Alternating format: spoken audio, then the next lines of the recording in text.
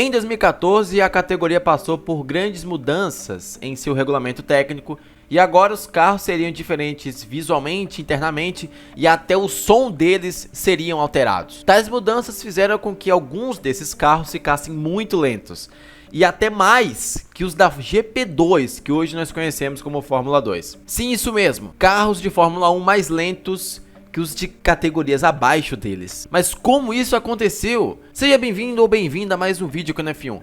E hoje eu vou te contar como essa bizarrice se tornou realidade na categoria que nós amamos, a Fórmula 1. A fim de adentrar na era dos motores amigos do meio ambiente, a Fórmula 1 chegava em 2014 com mudanças importantes nos seus carros.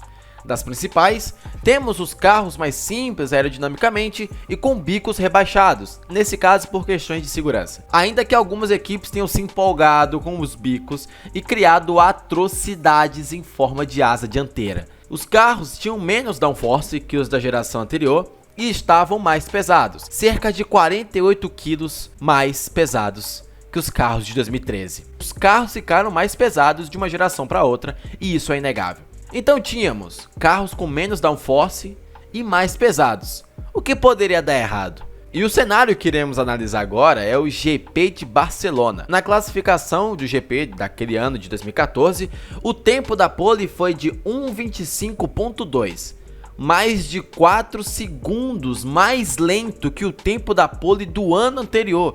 Hamilton, o pole position de 2014, não se classificaria nem para o Q2 em 2013. E tem mais, quando foram analisar os tempos dos carros da Fórmula 2 em relação a alguns da Fórmula 1, perceberam que boa parte dos primeiros colocados estavam com tempos melhores que os piores da categoria principal. Por exemplo, os pilotos do time de GP2 da Caterham fizeram tempos mais rápidos que a própria Caterham na Fórmula 1. Ou seja, se essa equipe colocasse os carros da Fórmula 2 para se classificar na Fórmula 1, ela conseguiria resultados melhores que o próprio carro dela da Fórmula 1. E aproveitando aqui, eu vou só deixar minha revolta com esse carro ridículo da Caterham.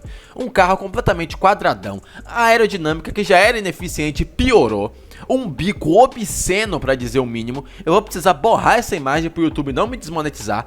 Esse carro era o inimigo da aerodinâmica. Se o Adrian Newey encontrasse esse carro na rua, ele chorava de desgosto. Enfim, mas será mesmo que a culpa era só da Fórmula 1? Ou a GP2 tinha muito mérito nisso? É agora que a gente vai entrar na segunda parte da discussão. Ainda antes disso tudo acontecer, essa já era uma preocupação entre os pilotos. Alonso e Button tinham comentado sobre como os carros ficaram mais lentos e que não estariam muito longe dos carros da categoria inferior. Isso antes disso tudo acontecer. E adivinha? Isso foi só uma previsão do que aconteceria em Barcelona. Os carros da GP2, atual Fórmula 2, não eram tão ruins assim. Para vocês terem ideia, Leclerc marcou o tempo da pole position em Mônaco de 2017 com o mesmo carro que era em 2014, de modo mais rápido que a pole position de Schumacher em 2000. A Fórmula 2 da época tinha carros bons e eficientes. Se não me engano, o peso era bem parecido de um para outro. Não eram qualquer coisa. Tanto é que superaram carros ruins da Fórmula 1 justamente nessa ocasião. Por motivos óbvios e financeiros, a Fórmula 1 é uma categoria acima de todas as outras e tem a obrigação de criar e desenvolver carros mais rápidos e que nos entretenham, obviamente. A culpa disso tudo ter acontecido é toda dela e isso não tem discussão. No entanto, também é verdade que a GP2 tem mérito nisso, principalmente a da Lara que fez aqueles carros na época. Um bom trabalho associado a um péssimo da Fórmula 1 na ocasião. Associado a isso, a Fórmula 1 também deixou na mão por algo simples e que vale a pena ser citado aqui, a falta de barulho. Por anos e anos, a nossa querida e amada categoria conquistou fãs ao redor do mundo por culpa justamente daquilo que trazia a emoção sensorial da coisa. O som dos motores. Sejam os V12, V10 e V8, os carros rasgavam nas retas com um som que ficava nas nossas memórias. E a partir de 2014, com as mudanças de regulamento técnico, motores e afins, isso foi substituído por um barulho completamente esquisito.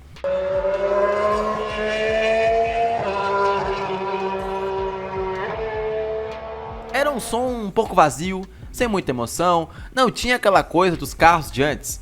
Há quem diga que a Fórmula 1 perdeu sua essência em 2014, o que eu discordo. O problema mesmo foi como a categoria não conseguiu promover disputas mais interessantes, pelo menos na minha opinião. Se tivessem essas disputas, duvido que alguém se apegaria à falta de barulho.